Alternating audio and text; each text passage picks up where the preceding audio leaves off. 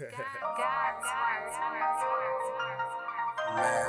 joke, or smile, I tune in. It laugh, joke, or smile, I tune in. It laugh, joke, smile, I tune in. What you know about Plaid? The forum is the format. It's MAZ and Tomcat. Who cares who came before that? You should trust me, it's official. Don't just take the flow for granted. We discuss important issues, what's remote and local.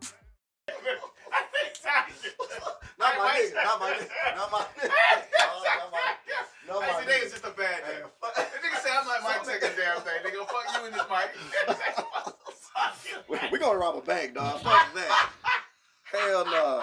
Like you say, ain't no me without you. I don't like it, dog. Can I get a mic check shot? Right? You hear that? The fucking. What's wrong with y'all niggas, dog? What's wrong with y'all? Come on, man. Hey, sound real, baby. You know what I mean? Motherfucker. Guess you get out of me. Yeah, shit. Welcome back to another episode of Platform. I is the MAZ. Oh, it's Si. Y'all know what it is. What's going on, everybody? Yes, and we here once again to give y'all the edutainment. You know what I mean? Whatever that means. You know what that means. First off, I want to say what's up to a couple past guests. Alexandria Hughes, she's going on to do big and better things than hanging out with us, whatever. Shout out. My man Boogie, big time, man. We're going to do some music, and he got his thing going on with the comedy stuff. Big Boog. And we got Christina Peterson, excuse me. And she's doing her Bar U, and she got that up and running, doing big things. So shout out to all of them for coming down and hanging out with us. Okay, for sure. Before we get into our very special guest, I don't know, ugly rumors going on, something like about, you know what I'm saying? I'm gonna put them on blast because that's what I do. Dang. You know what I'm saying? I heard through the grapevine, I was thinking about quitting the show. And I don't, you know what I'm saying? Hey, I want to get feedback. Comment, share, like, subscribe about my quitting the show. You know what I'm saying? Saeed Hustle is the guest host. You know what I'm saying? If y'all ever tune in and I'm hosting, then don't tune in no more. That's how we gonna show him what's good and what's not good. Okay, now, moving right along to regular platform business. Serious, man. I'm dead ass. All right, now, special guest, Ruth. Yes, the truth. Yes. Hello. Thank you so much for coming. Hello. Thank you. Thank you for. It's a pleasure being here today. Okay. Thank you for coming and hanging out with us. What you thinking, Miles? You know what I'm saying? We usually like a little background, like you know, we like your upbringing and what brought you to this stage. So can you give us a little bit about your past? Okay, well, I don't know if you guys know, but I was born and raised here in the city of Detroit. Okay. I've traveled quite a bit. I've lived in Alabama. I've lived in Texas for 7 years. I actually just moved back over the summer. Yeah. I guess that's what other background do you need to know? Hey, we're not gonna get too deep. We don't know about the stolen funds and nothing. but I mean, how'd you like living in Texas, and what brought you back to Detroit? Something about Detroit pulls people back from other areas that may be nicer than Detroit. Lord. What brought you back? So the reason for leaving to begin with was I wanted something different. You know, my mother always traveled when we were younger, so I had that wanting to move about in me already. Mm-hmm. So after being there for 7 years, starting my first business, just getting to know some brilliant people there, and just building a foundation there with the people there, and just learning all I can. And so originally I wanted to come back for the youth community building. Okay. You know, basically in a lack of terms, buying back the block. You know what I'm saying? Okay. Not necessarily that. So the original reason was to focus on the youth and bring awareness, life skills, and just, you know, ownership and entrepreneurship and a business mindset to the youth.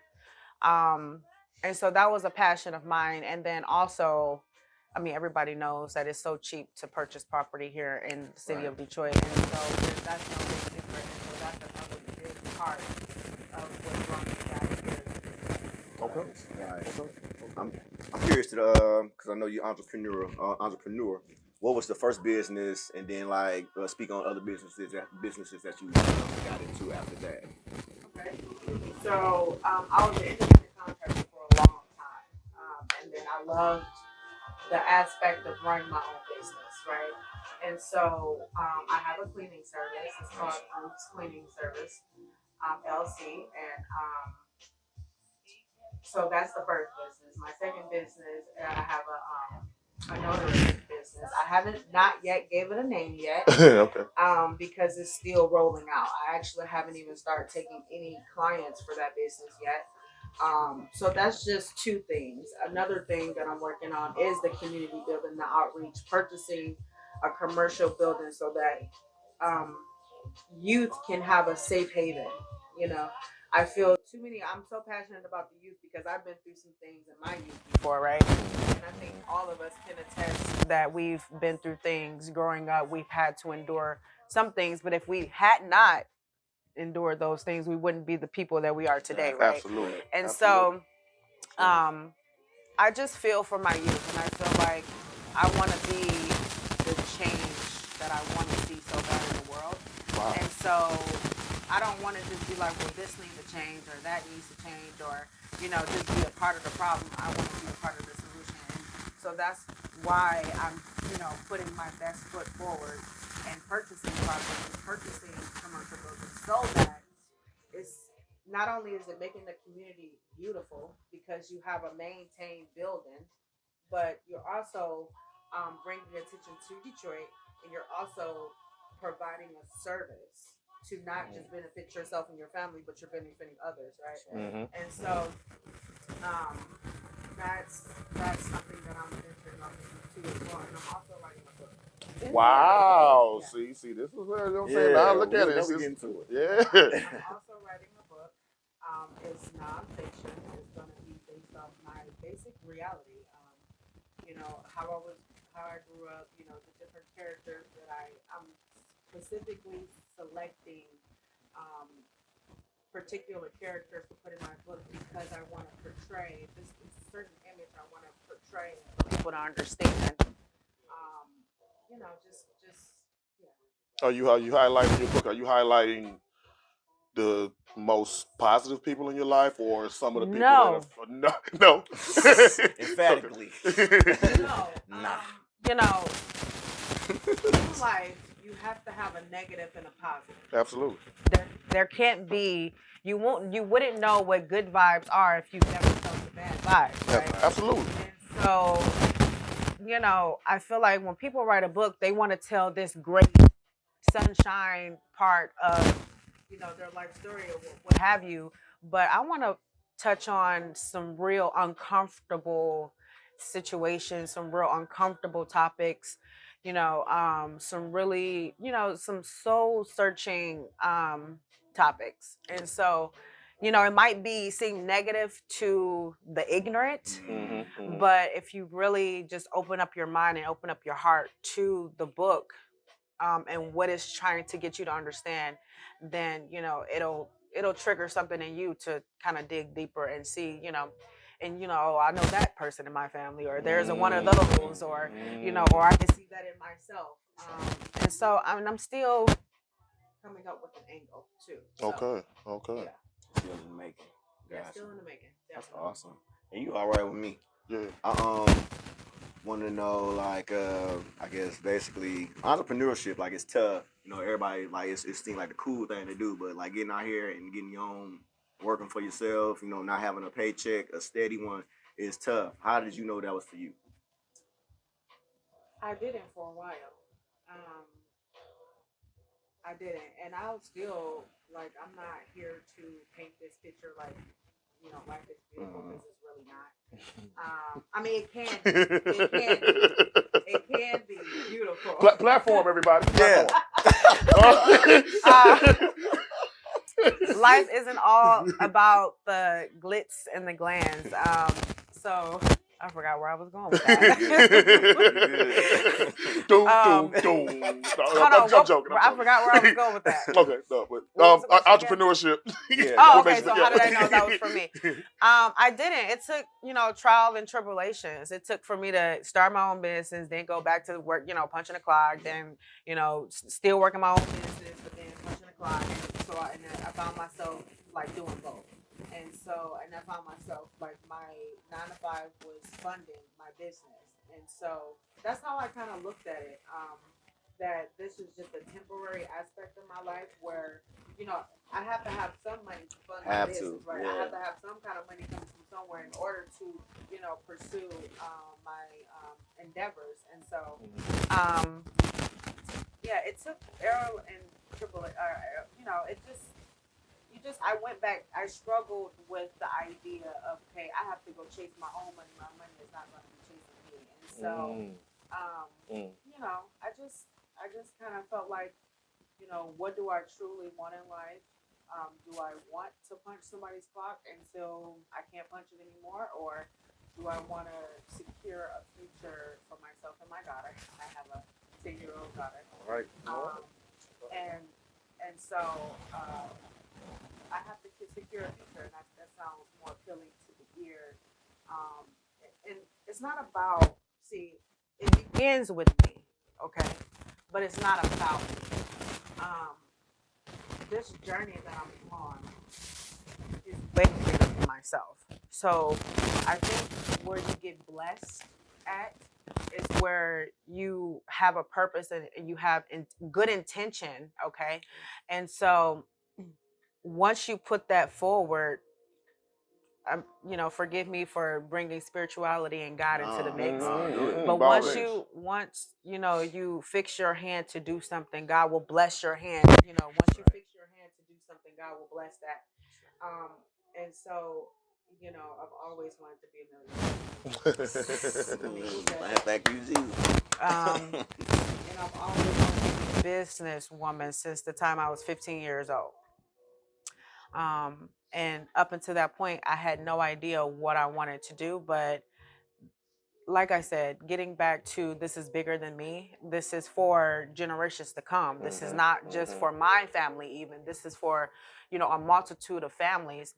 And so we're breaking generational curses, and we're breaking through to generational wealth. And so, yeah. Okay, my awesome. well, two-part question. A lot of the thing that impresses me most about you is that you are actually very young. Not very young, but young. Mm-hmm.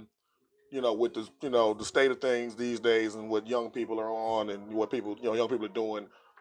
People will look at those people and judge us by their actions. We know what and we TikTok and such.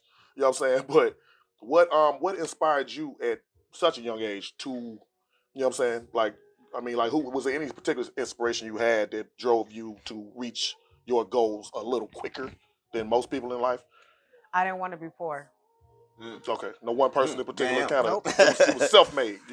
Yeah. What? Okay. I didn't Okay. see, Good the motivation. thing, Yeah, the it thing is. about The best. African American people, okay, is that it's not that we're not talented. It's not that we're uneducated. It's not that we're not business savvy. We don't have enough of us putting on a suit and tie. We don't have enough examples. And so if you can lead by example, you can't just preach, you can't just say what you want a person to do. You can't tell your children, well, I want you to do this and this and that, and you ain't do it. Exactly. You know what I'm saying? Exactly. You can't say to your class clown child not to be a class clown when your 8th grade yearbook said, Yeah, class clown. You get what I mean? You gotta lead by example. And so, and then you became to be a billionaire comedian just based off your class clown days. You get what I mean? Yeah. So we have to develop the skills and the talents that we already see in our children, and I'm sure you guys know that. But got off to my question. What was the question? I got off of my question. No, you basically summed it up. I mean, I am the avid believer that broke is no we don't good. have enough examples, and so I Okay. forgot why I went off into that. But anyway, and so I don't know where I am right now. Don't worry about it. You Awesome. No, you nailed it. That's the perfect answer. I'm curious to how like you maintaining and like running these companies and stuff, and then like dealing with your daughter. Like how does the balance go with that? Is it hard, super hard, or because mine can't walk and chew gum. I can't. So I want to know how. Nothing. It is very, very. So like, I go back to it takes a village to raise a child. Okay. Okay, her dad is deceased. He had been deceased since she was 2 years old. So it's truly it's truly by myself. And so, but I don't look at it that way. I look at it as, I've had many people that come into my life to help me raise her. And she's a brilliant woman. She's the episode all by herself. Yeah. Okay. Don't bring y'all no, back. I'm sure. Yeah. And so she's a fantastic kid. And I'm going to tell this quick story about her, how fantastic she is. So she recently learned about stocks and bonds. Okay. Man. At 10, she's Well, 10, at 10, right? 10. right? Before 10 years old. Oh, okay. So she learned about it. She was so enthusiastic about stocks and bonds. She asked me every single day, "Mama, can I have $1? Mama, can I have $1 so I can go get stocks? Mama, can I have $1 so I can go get stocks?" Somebody else taught her. So it takes a village to raise your child. Even if your child is in this presence of this person within 10 minutes, that 10 minutes is very powerful. Yeah. Because a lot can transpire within just seconds, let alone just 10 minutes. Yep. And so she sat and talked to this gentleman. He's an entrepreneur. He owns several houses, and he has commercial buildings in Detroit. And so we were just talking to him, and he was intrigued by how sophisticated my daughter is. And so he began to teach her about just this brief moment, just this brief conversation moment where he was like, this and this about stocks, this and this and that. Now is the time. This was over the summer. Now is the time to get into stocks and everything like that. And so she bugged me for a whole month to give her money to put into stocks. And I was like, you know what? Since, you won't stop bugging me about stocks, we went and put $500 into stocks. So now we're up to $1,000 in stocks. Come on now. And so just by somebody else teaching her, she becoming very passionate about learning, becoming a millionaire, learning stocks and wanting to invest her time and to learn more. That triggers something in me to be like, okay, you know what? I'm gonna do this, for you, partly for me.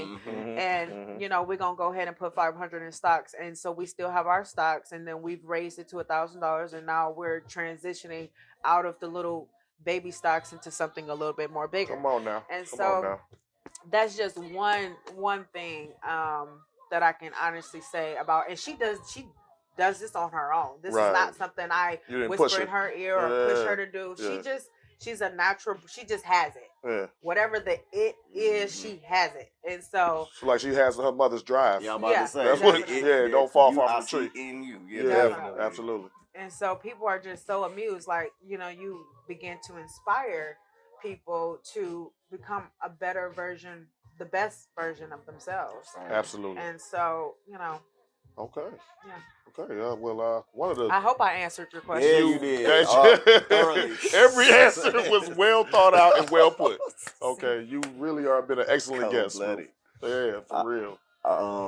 I think I got like two more. Then, like, I'm curious to like any mentors, anybody that you taught to, or like made you want to become this person that you are, because you just driven and ambitious, and it's a good look for Black women. Period. I'm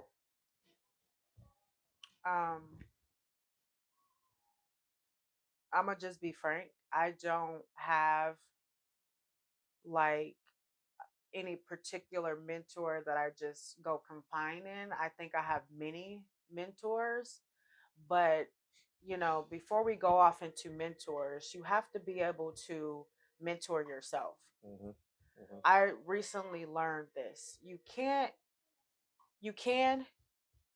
but you should search for. You should go within first.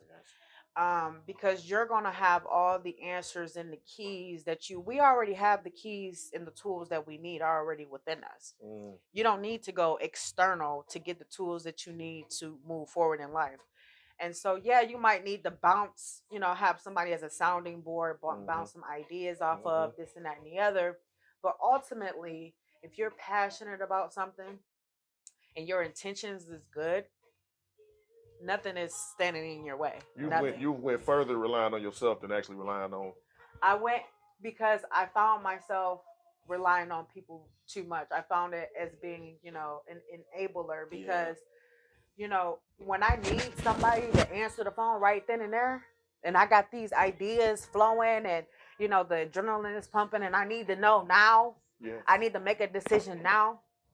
There ain't nobody picking up the phone. Absolutely. Ain't nobody picking up the phone. Absolutely. You're going to have to make that decision on your own. You're going to have to take your higher self, your angels and your guides, excuse me for getting into that spiritual thing again, but you're going to have to do that in order to become the best version of yourself, because only your highest self knows where you're headed. Absolutely. You know what I'm saying? Absolutely. And so nobody else knows where you're headed. If you waited on somebody, if you got somebody's approval, nay, this and that to start this podcast, do you really think it'll be where it is today? Never. Right. Exactly. Never. So I'm finding recently more and more that the answers are within. I am my own mentor. Wow. Man, my homeboy said something. It was crazy. I don't know. It was. I mean, like he's just a regular. You know what I mean? That's my dog though. What's up, Bone? My dog. He was like, man, that pyramid got to get built regardless, cause workers gonna quit. Right. It made some. It was like it kind of resonated with me. He's just my dog, regular ass. You know what I'm saying? But it made sense to me. That pyramid, these big dreams that you have for yourself. Like, you know what I mean? A pyramid is perfect and you got this thing in your mind, but people gonna fall, they gonna fall to the wayside. I'm not quitting cuz. But people gonna fall to the wayside. Like you say, that phone, you gonna call these people when you at your highest and maximum energy. They not gonna pick up the phone. Right. What do? Stop. You know what I'm saying? Yeah, that pyramid gotta get built. For sure. I like that. I'm gonna use that. From here on out too, platform. Every guest after this episode, step your answer game up. Did you? She didn't write that down. Cold. You know what I'm saying? I want intelligent, concise. Next one of y'all that I don't know but me. I'm so tripping. Yo, man, we wrapping it up, man. We really want to thank our special guest, Ruth. Thank you, Ruth. Very insightful. If you can, come back, please. Absolutely. Really, really appreciate your time and your presence. I want to touch on that pyramid. Okay. It takes a strong those pyramids been standing since almost the beginning of time, right? Right. It took one hell of a foundation in order to keep them standing. Mm-hmm. They don't have the science and the technology that we have today, or did they? Or did they? Okay. Right? Yeah, X-Files. And so in order for them to have precise those blocks to take them up the pyramid, that's not a 2-man, 3-man job. It takes equipment to be able to move those blocks from the base of the pyramid to the top of the pyramid, and they're still standing. And so that tells you a great deal about the foundation. If you don't set a straight foundation for yourself in this business, if you don't create if you don't connect and do the networking and build, just like you guys are a community, right? You have a network here, right? If Ivan if he don't have connections to something, somebody else do, right? Absolutely. And so you have to be able to build that community, that solid foundation. If there were strong communities in the city of Detroit, there would be no person, no white man or anybody else that can come in and just take a bulldozer through it, because we're like this already. Foundation. You get me? Mm-hmm. So if we can get this in the city of Detroit, to stop. Yeah. On that note, right. You know what I'm saying? On that note. Before we leave, tell everybody where they can reach you at and. Okay. So you can reach me at my business number 972-213-2925. Yeah. Or you can reach out to me on Facebook, Johnson Ruth. Okay. And yeah. Are you on Instagram as well? On Instagram, but I don't remember my Instagram name. Okay. It's just right before we go, what are some of the names you shopping for your business, for your notary business? Just, I know you got some ideas. Just right quick. I'm curious. As far as what? Like the name for your notary business. Oh, I know you're thinking about something. Well, my nonprofit organization is going to be Mission Impossible. So what? Get this. This is how it comes full circle. Get this. So it's not impossible for you to do anything. Everything is possible. So mission, the M-I is going to be crossed out possible. You get what I mean? So mission impossible. That's glad I asked. Hey, for real, you a bad boy. Don't do it. But don't let him quit. Don't let him quit. Platform. Thank you so much. We appreciate it. I appreciate it. You'll come back if possible. Absolutely. Okay. Well, we know it's possible. Yeah, it's possible. Like, you know. Everything is possible. Amazing, man. Amazing side. Special guest Ruth. Thank y'all. We love y'all. Appreciate it. Yeah. Yeah.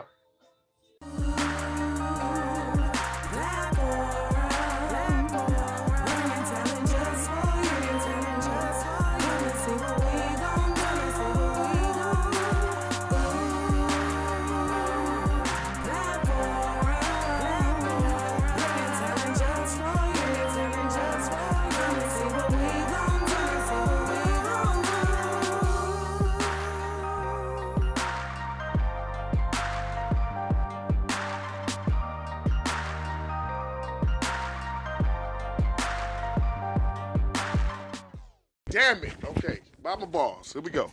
Let's go. Boss check 1 2. Yeah. Look at me. I'm as helpless as a kitten in a tree.